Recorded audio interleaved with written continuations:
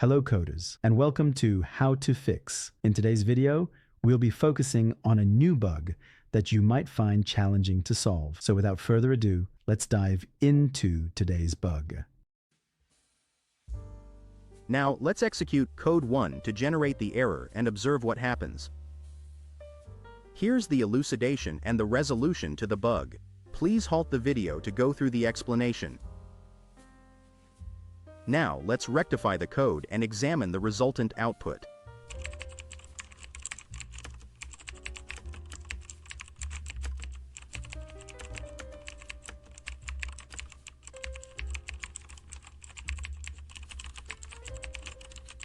And just like that, the code is running smoothly and our output is on point.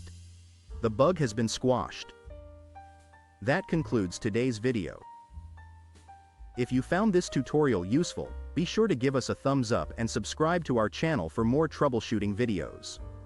Remember, stay inquisitive, keep learning, and happy debugging, folks.